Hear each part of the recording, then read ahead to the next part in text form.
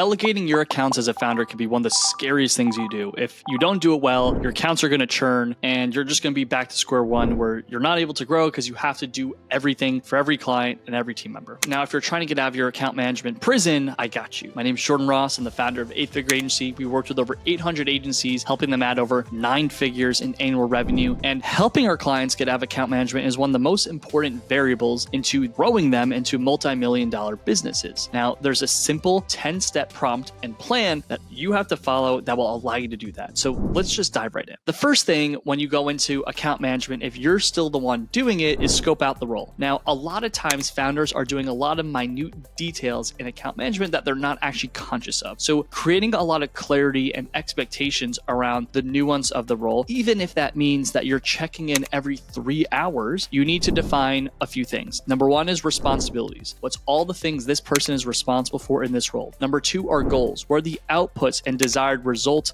per account and per role? And number three are KPIs. What are the inputs that we can control and track on a daily and weekly and monthly basis? These KPIs will get templatized into project management and into end-of-day reporting. Right here on the screen, you could see a quick example of some responsibilities and goals for a role from an ex-client of ours at ADF. Number two is training library. When you are getting ready to source someone in the future, you want to record and answer every single FAQ as possible. So as you are doing work where you're building strategy, whether that's offline or with a client, record it. Pull up Loom and say, hey guys, this is me. I am building the strategy for this account, or I am doing this work for this account. I just wanted to walk you through my thought process so you could get a better understanding. So you can do this for both the back-end work, and I also want you to do this for the account calls. I want you to record every single account call, and when someone gets onboarded, I want them to have such a significantly overwhelming library of content that they will have to watch it for a few weeks. Now, this is really good where some people think this will be monotonous, but the fact is you want to ingrain your performance on an unconscious level into your new team members. So giving them like 100 to 150 hours of content is not a bad thing. You just need them to be able to have very diligent work where they're going to be sitting and taking notes and learning how you do things. A quick note to add into this is for every single FAQ that's asked in email, on calls, or in like Slack channels,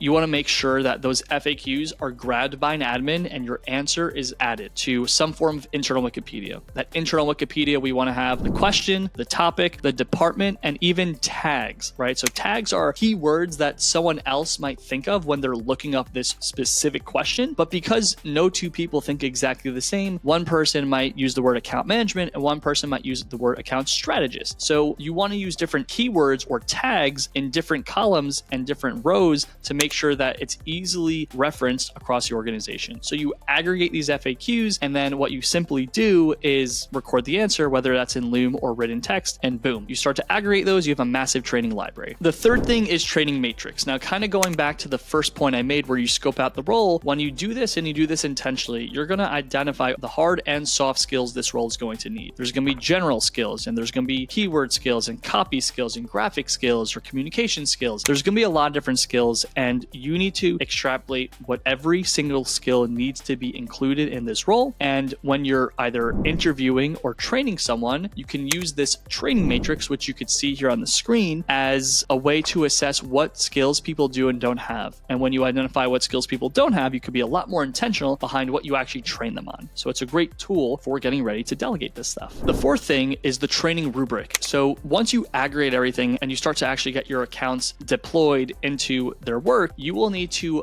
benchmark people towards a standard. I find that a lot of founders and managers will actually coach and develop without templatized standards that they coach towards. Rubrics just define your company's way on how you like to do a certain function. That could be media buying, that could be conducting a call, that can be conducting a monthly business review. For each one of these things, you're going to need to build an SOP or a training anyway. So basically, once this SOP or training is built, you just need to extrapolate and turn it into a grading rubric. So when you as a manager are auditing the person, you could be filling out this rubric to actually assess if they're doing things correctly or incorrectly. And as you can see here on the screen, here's a simple example of one that we have here at 8F. It's what we use for our sales team and what we give to our clients to use for their sales teams as well. Once you have all of this, I recommend going out and starting to onboard talent. Now at 8F, the biggest key of our success is that we don't hire people full-time right out of the gates. My biggest encouragement for you is that you go out of your way to seek out talent in advance. Hire people for 1 account, 2 accounts, 3 accounts. It allows allows you to assess if they're a good fit for you and you're a good fit for them. You could even go downstream and hire people for accounts that you would never sign, right? We bring on accounts that do between 5 and 15K a month. We give them discounted programs and we tell them that we're bringing on senior talent that's learning our systems. That's going to be really good for them, but they're still learning. So it is going to be discounted. What this does for us, it turns a training expense into a small training profit and allows us to assess at a very low risk capacity if individual talent is going to be a good fit and if they're actually going to work. And if they do, by the time we're ready to put them on a real account, they've been trained. So I recommend you go out of your way in advance and do this because this is one of my favorite hacks for my company. One of the best hacks I think there's available on the marketplace is also outsourcing. So there's a great company, they're called Dot & Co.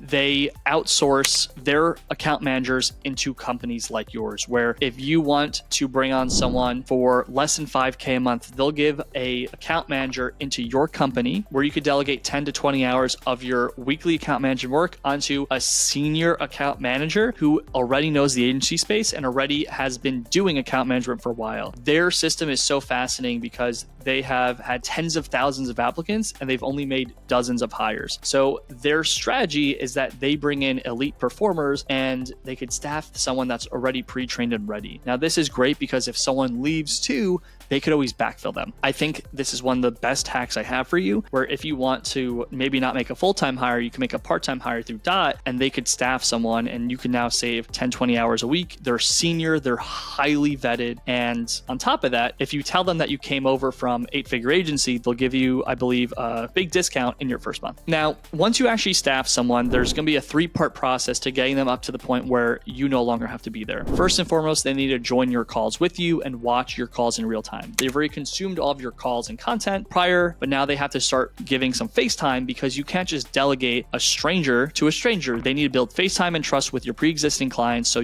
you can eventually delegate. Once they're already on calls, you want to run calls together. You run some of the call, they run some of the call. And then eventually you want them to run all the call with you there for support, taking notes, and providing feedback after the call. And eventually, when you start bringing on new accounts, you want to bring on accounts and give them those accounts. And within their first month or two of running new accounts, watch every single call. I'm not exaggerating. You want to spend an hour to 90 minutes a day with these people. That might seem excessive, but if you train someone the right way, you treat them well, they're financially incentivized, they're happy to be working at your company, they will not leave and your ROI on your time will be significant. So an hour to 90 minutes a day if you really want to go super deep with this. My biggest encouragement here is you want to sustain this for at least a little bit and you always want to audit. I find that most mid-7 and 8-figure companies come to us when they're underperforming because they don't have audits and mechanisms in place. In your business, establish the cadence of audits, right? Establish the concept where you're going to be watching calls together. Even if that's on a once a month, once a week, once every other week, it does not matter the cadence. Your team members need to know that there is some form of accountability and visibility. And some people ask me, Jordan, isn't this micromanagement? And the answer is no, it's not micromanagement. It's accountability, right? If you go to any sports game, if someone makes a mistake, everyone in the whole arena sees that mistake. So my big encouragement for you is just make your business a sporting arena. Allow everyone to see everything. Guys, that's it. Now you can go delegate your account management, get out of operations ASAP. If you receive value from this, make sure you like and subscribe to my channel to keep learning how you can grow